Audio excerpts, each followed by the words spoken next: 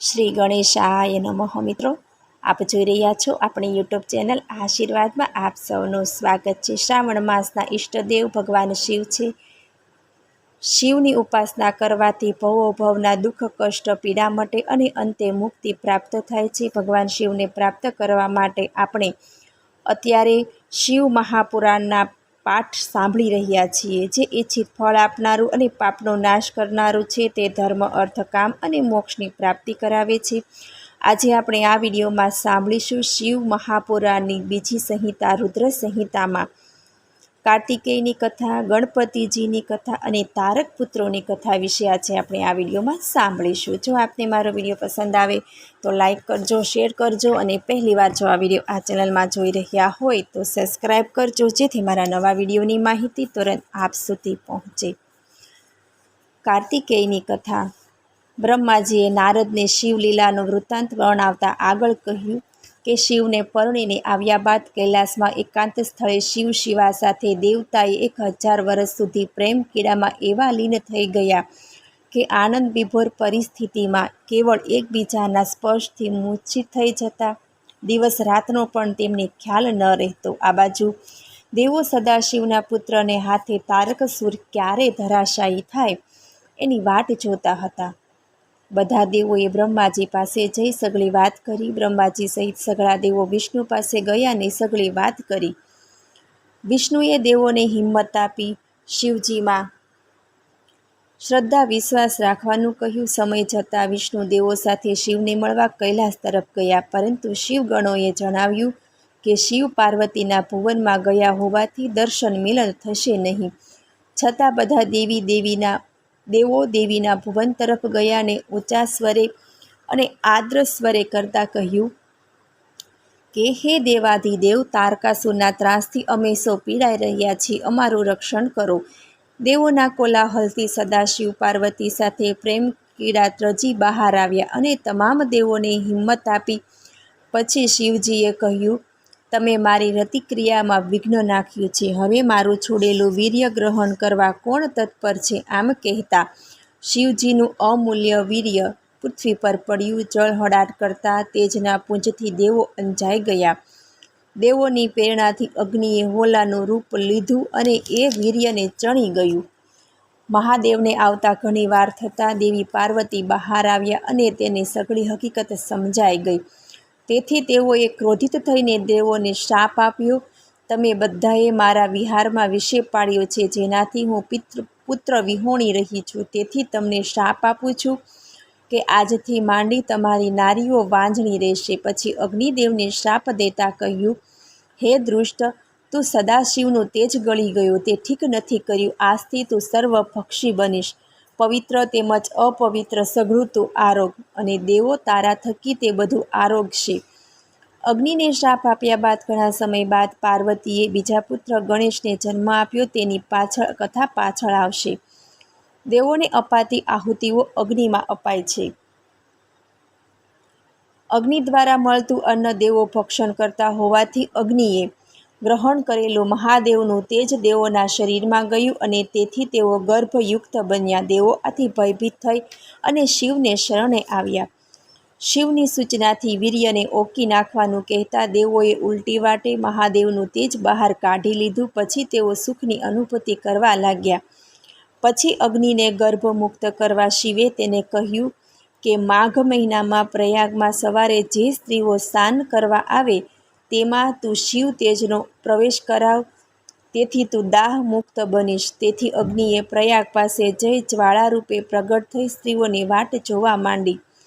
માઘ માસની કડકડતી ઠંડીમાં સપ્ત ઋષિની પત્નીઓ આવી।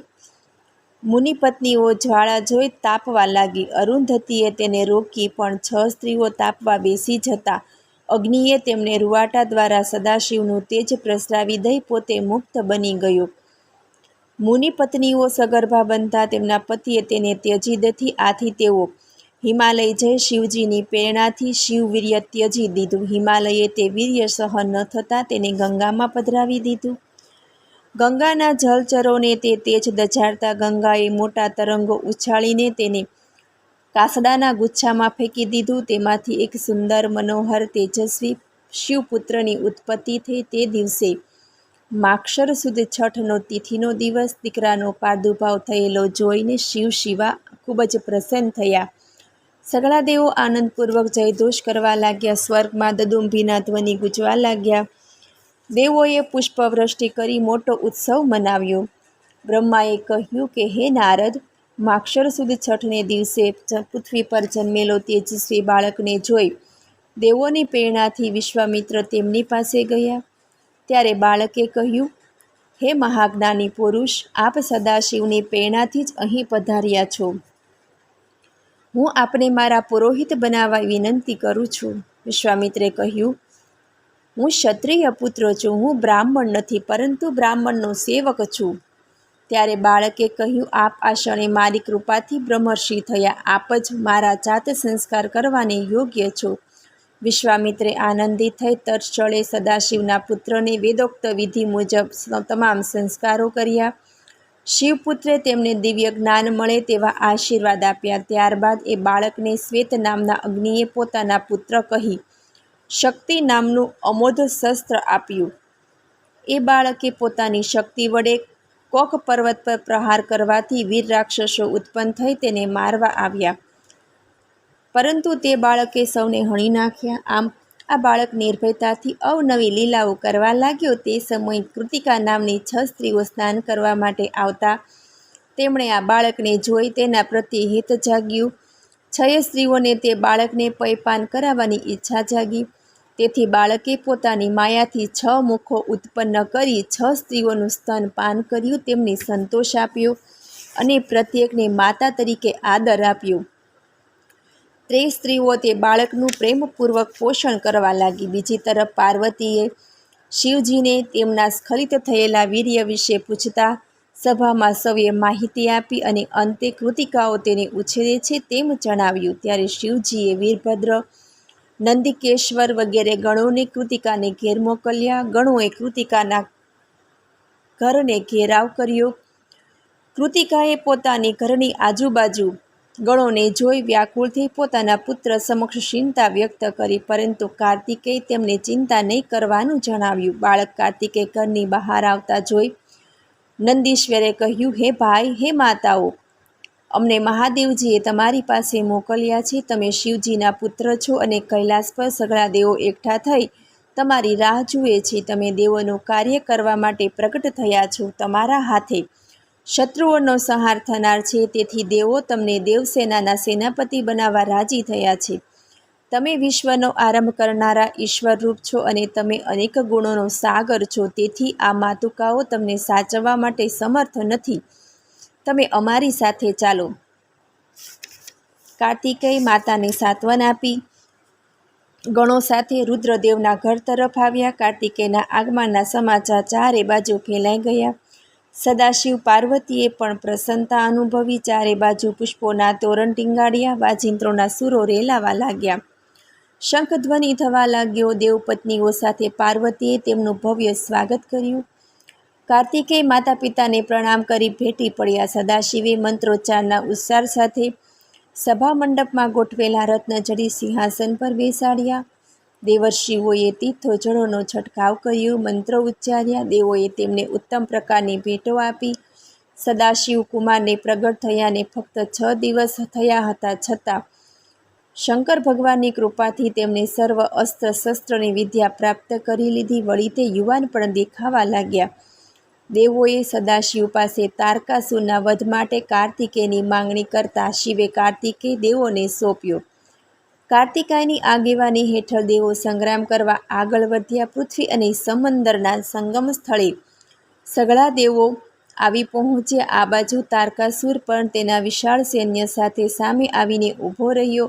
પછી દેવો અને દૈત્યો વચ્ચે ભીષણ યુદ્ધનો આરંભ થયો. થોડી વારમાં તો સમરાંગણની ધરતી પર રક્તની સરિતા વહેવા લાગી. પ્રથમ તારકાસુર ઇન્દ્ર સામે અને બીજા દેવો દૈત્યો સામે લડવા લાગ્યા. બંને પક્ષ તુમર યુદ્ધ થવાથી યુદ્ધભૂમિ દેવો અને દૈત્યોનો વિકૃતિ દેહોથી બિહામણી લાગતી હતી. તારકાસુરે વીરભદ્ર, વિષ્ણુ તથા બીજા અનેક દેવો સાથે યુદ્ધ કર્યું. અંતે બ્રહ્માજીની વિનંતીથી કાર્તિકેય તારકાસુર સામે આવી ચડ્યો. એ સમયે દેવસેનાએ તેમનો જયદોષ કર્યો.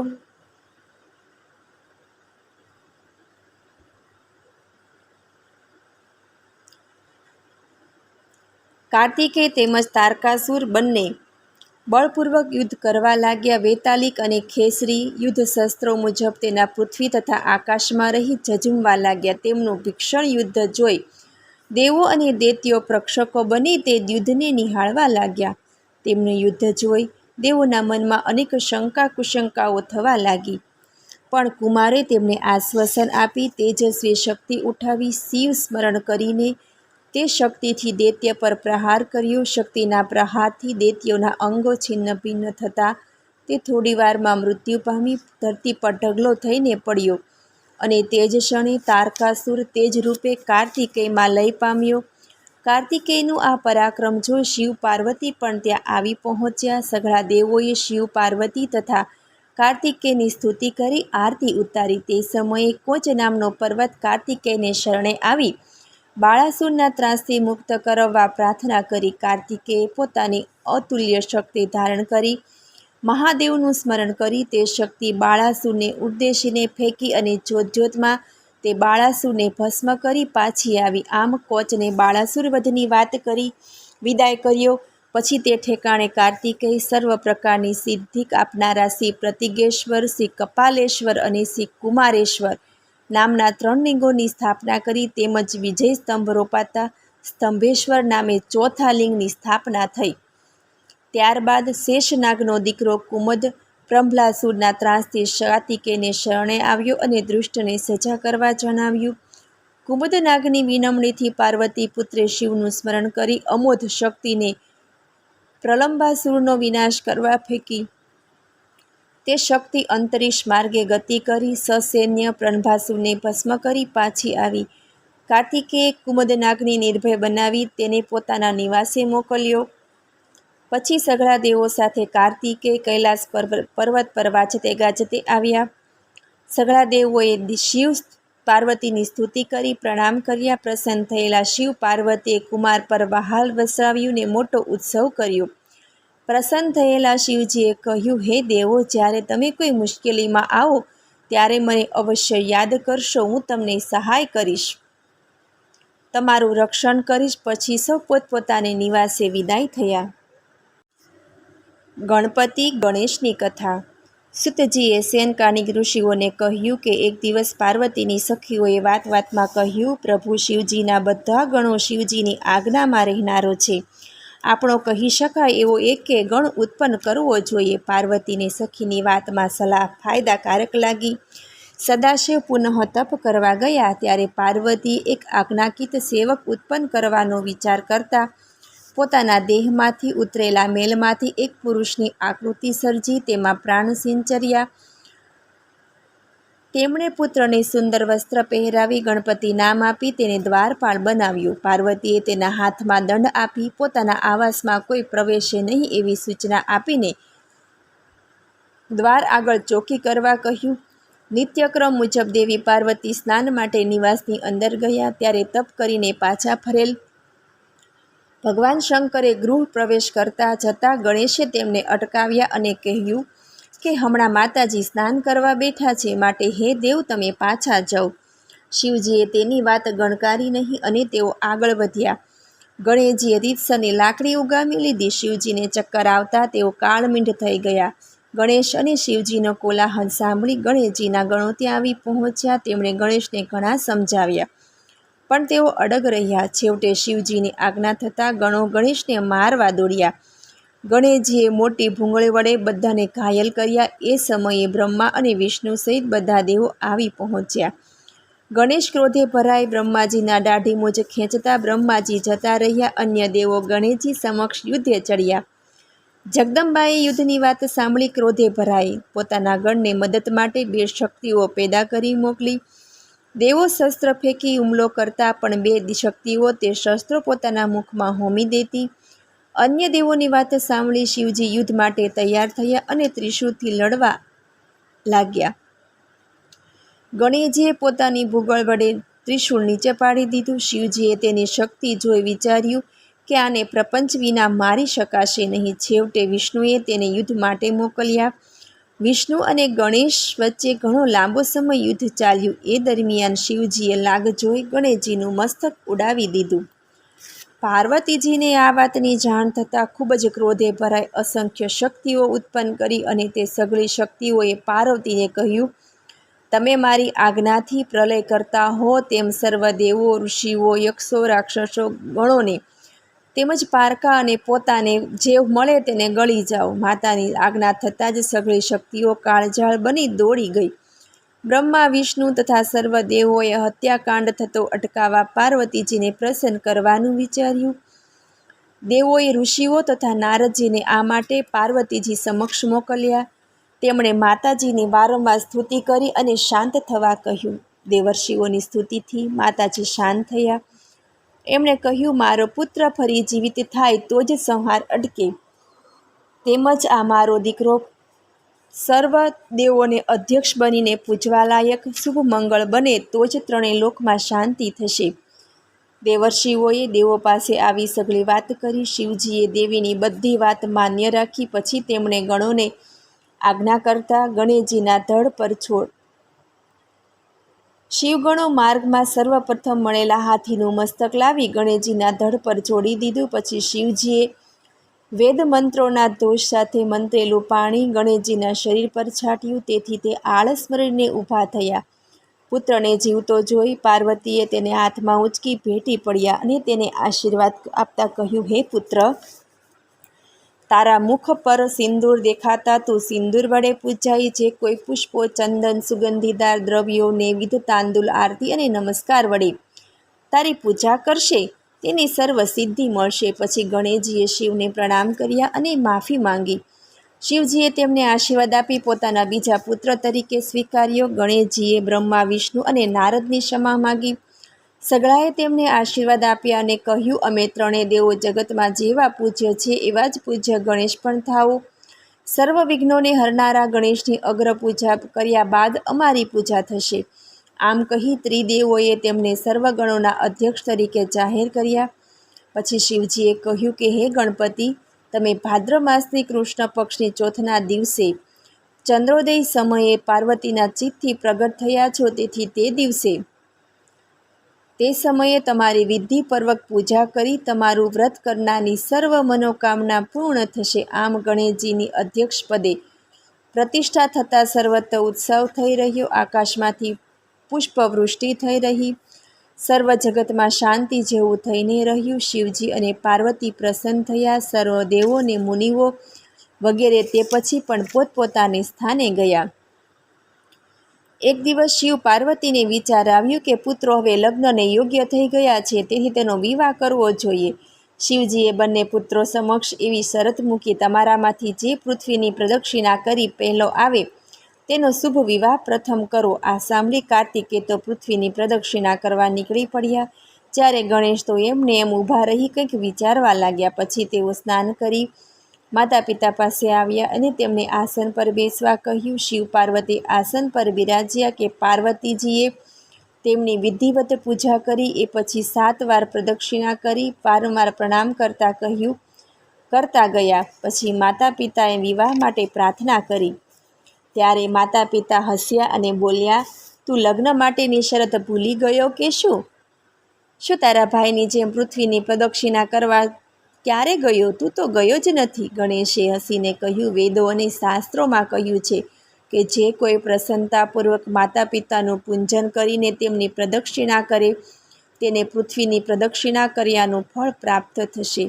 જે માતા પિતાને ઘરમાં છોડીને તીર્થયાત્રા કરવા જાય છે તે ઘણું ગુમાવે છે. આપ બંને ધર્મરૂપ છો, માટે આપ સારી રીતે વિચારી મને તમારો નિર્ણય કહો. ગણેશજીનું બુદ્ધિપૂર્વકનું જ્ઞાન ભરેલું વચન સાંભળી શિવ પાર્વતી ખુશ થયા. તેમણે દીકરાને કહ્યું, તે સાચું કહ્યું છે. વેદમાં બાળકને માટે ધર્મ પાલનનો જે મહિમા દર્શાવ્યો છે તેનું તે પાલન કર્યું હોવાથી અમે તારો વિવાહ પ્રથમ કરીશું. વિશ્વરૂપ પ્રજાપતિની 2 રૂપાળી દીકરીઓ રિદ્ધિ અને સિદ્ધિ સાથે ગણેશનો વિવાહ કર્યો. ગણેશના લગ્ન થયા. તેમણે એકને બદલે 2 કન્યાઓ પરણી. ગણેશજી બંને પત્ની સાથે આનંદથી દિવસો વિતાવવા લાગ્યા. સમય જતાં સિદ્ધિથી શ્રેય અને બુદ્ધિથી લાભ નામે પુત્રો થયા. આ સમયગાળા દરમિયાન કાર્તિકે પૃથ્વીની પ્રદક્ષિણા કરીને ઘેર પાછા આવ્યા.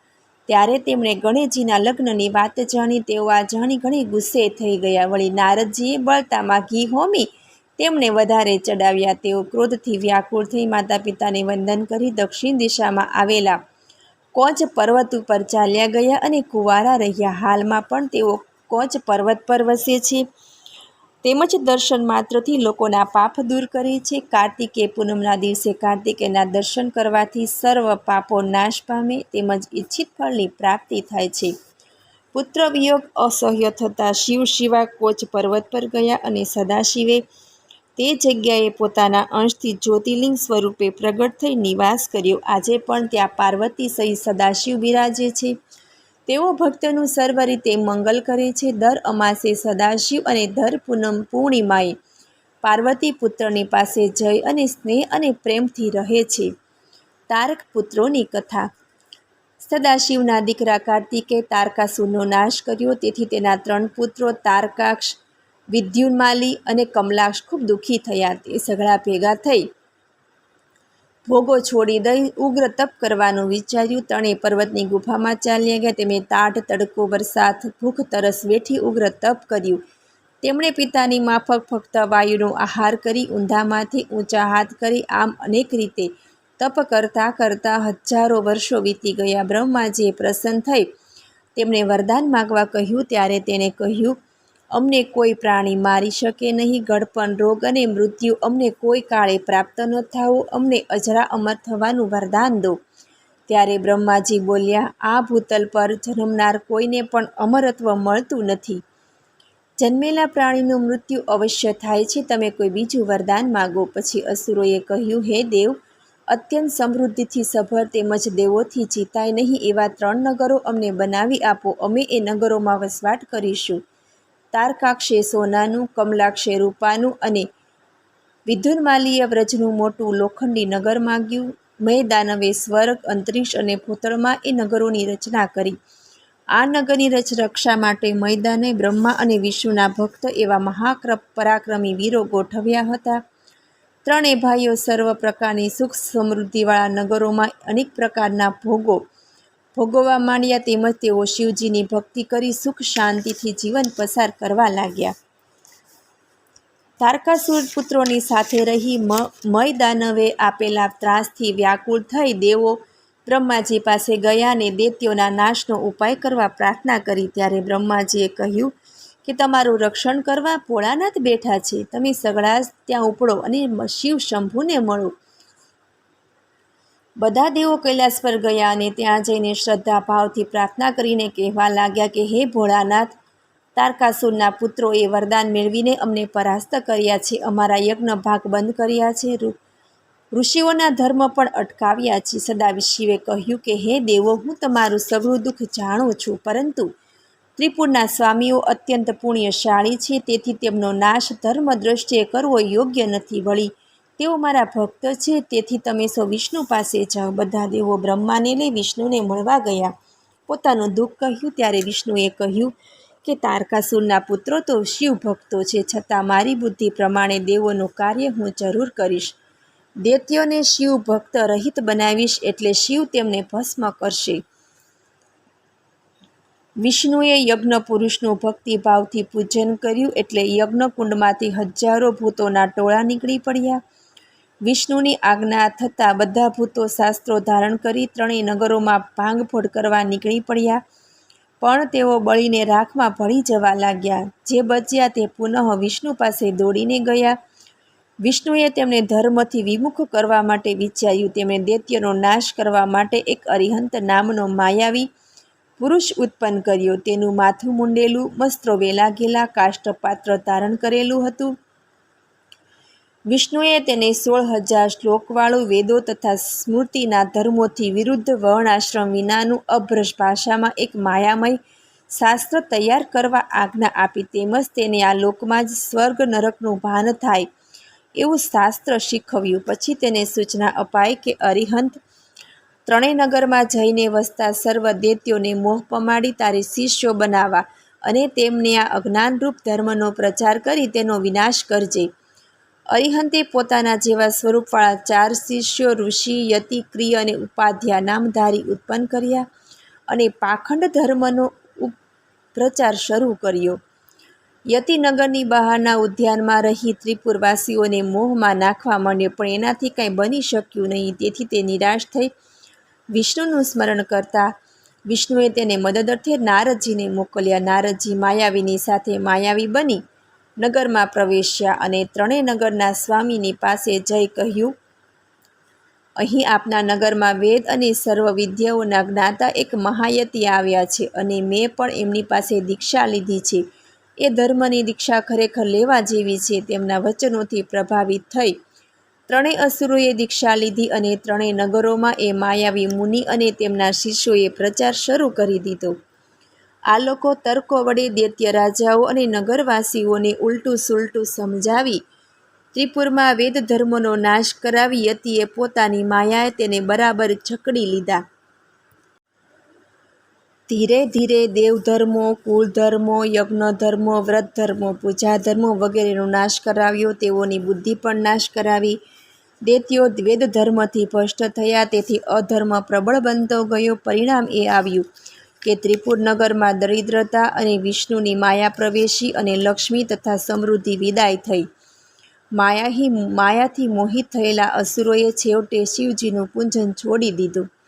ભગવાન વિષ્ણુને ખબર પડી કે અસુરો પોતાની માયાજાળમાં સપડાઈ ગયા છે, તેથી તેઓ બધા દેવોને લઈ કૈલાસ પર ગયા. ત્યાં તેમણે એકાગ્રચિત્તે મહાદેવનું સ્મરણ અને સ્તુતિ કરવા લાગ્યા. દેવોની સ્તુતિથી પ્રસન્ન થઈ ભોળાનાથ પ્રગટ થયા.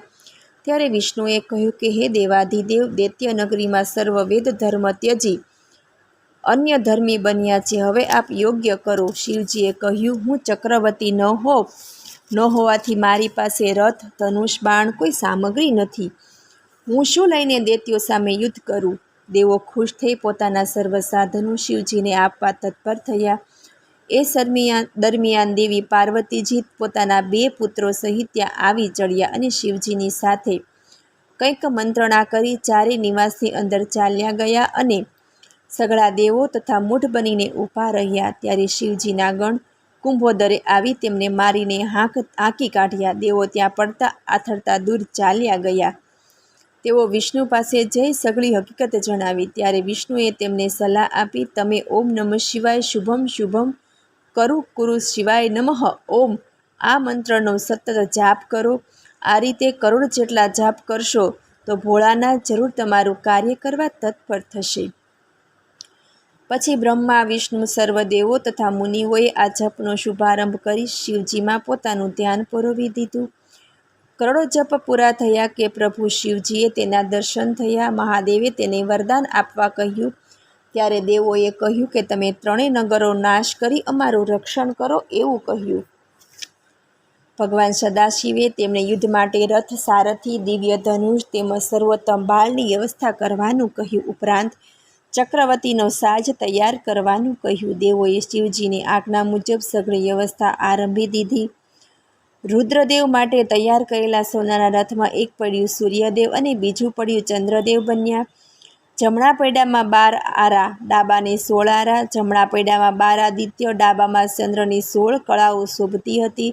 6 ઋતુઓની ધરી અંતરિક્ષ રથનું વાહન, મંદરાચલ માફો, અસ્તાચલ, ઉધ્યાચલ એ 2 રથના ઊંટડા, મેરુ બેસણી, અન્ય પર્વતો, કેસરા, મુહૂર્તો, બંધન, મંદન, સ્વર્ગ, મોક્ષ એ ધજાઓ, 5 મહાભૂતો એનું બળ, ધર્મશાસ્ત્રો, આભૂષણ, સર્પરાજ, દોરી, વિષ્ણુ, બાણ, અગ્નિ, બાણનું ફણું, 4 વેદો, રથના અશ્વો તથા મુનિઓ ઘોડાના દોરનાર બન્યા.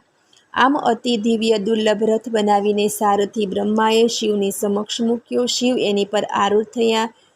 તેમના ભીષણ ભારથી અશ્વો જમીન પર ઢળી પડ્યા. પૃથ્વી ડોલવા લાગી. એ વેળાએ ધર્મ બળદનું રૂપ ધારણ કરીને રથને ટકાવી રાખ્યો. તેથી બ્રહ્માએ નીચે ઉતરીને અશ્વોને ખડા કર્યા અને ફરી તેઓ રથને આંકવા બેઠા અને રથ ત્રિપુરા નગર તરફ રવાનો થયો. ત્યારે શિવજીએ દેવોને કહ્યું કે હે દેવો, તમે દેવો અને અન્ય પ્રાણીઓના વિષયમાં વિવિધ પશુત્વની કલ્પના કરી મને અધિપતિ બનાવશો તો હું અસારોનો સંહાર કરવા સમર્થ બનીશ અને એ પશુત્વ પ્રાપ્ત થતાં તમારું પતન થશે નહીં. તમે મારું પશુપતિ તરીકે પદ સ્થાપો. અન્ય જીવો પણ 3 વર્ષ સુધી પાશુપત વ્રત કરશે, તેઓ પણ મુક્તિ પામશે. શિવજીની આજ્ઞાથી સૌ દેવો શંકરના પશુ બન્યા. ત્યારથી રુદ્ર પશુપતિ કહેવાયા. પછી સર્વ આયુધોથી સજ્જ થઈ અનેક દેવો વિવિધ પશુ જેવા આયુધો ધારણ કરી ઘોડા, સિંહ વગેરે પર આરૂઢ થઈ શિવ ત્રિપુરારના સંહારથી નીકળ્યા. શિવજીએ દ્રષ્ટિ સંધાન કરી ધનુષ ધારણ કરી હજારો વર્ષ સુધી રાહ જોઈ. પછી તેમને નગરો નિશાનમાં ન આવતા આકાશવાણી સંભળાય. જ્યાં સુધી ગણેશજીનું પૂજન થયું નથી ત્યાં સુધી નગરોનો નાશ સંભવ નથી. પછી પ્રભુ શિવજીએ ગણેશજીનું પૂજન કર્યું કે તરત જ તેમને અંતરિક્ષમાં 3 નગરો દેખાયા. અભિજીત મુહૂર્ત અને પુષ્પ નક્ષત્રમાં સદાશિવે પોતાનું અમોઘ બાણ છોડ્યું. અગ્નિની ફણામાંથી એ વિષ્ણુરૂપી બાણ છૂટી 3 નગરોમાં પ્રવેશીને નગરોને ભસ્મ કરી દીધા. તારકાક્ષ અને બીજા 2 ભાઈઓને બળતા બળતા શિવને પ્રાર્થના કરી કે હે મહેશ્વર, દેવો અને અસુરોને દુર્લભ એવા આપના હાથે મરવાનો અલભ્ય લાભ અમને મળ્યો છે. તો આજે અમારી એવી અંતિમ ઈચ્છા છે કે જન્મે જન્મે અમારી બુદ્ધિ આપને વિશે અત્યંત દ્રઢ બને. આમ કહેતા કહેતા તે અસુરો ભસ્મ બની ગયા. સમગ્ર દૈત્યો તેમના નગરો સાથે બળીને ભસ્મ થઈ ગયા. એ વખતે એકમાત્ર મય દાનવ બચી ગયો. તે મહેશ્વરનો ભક્ત હતો. શિવનું ભયંકર સ્વરૂપ જોઈ સઘળા દેવો પણ ડરી ગયા. બધાએ ભેગા મળી રુદ્રદેવની પ્રાર્થના કરી કે હે સદાશિવ, આપે ત્રિપુરને ભસ્મ કરી અમ દેવોને કૃતાર્થ કર્યા છે. હવે આપ શ્રી પ્રસન્ન થાઓ.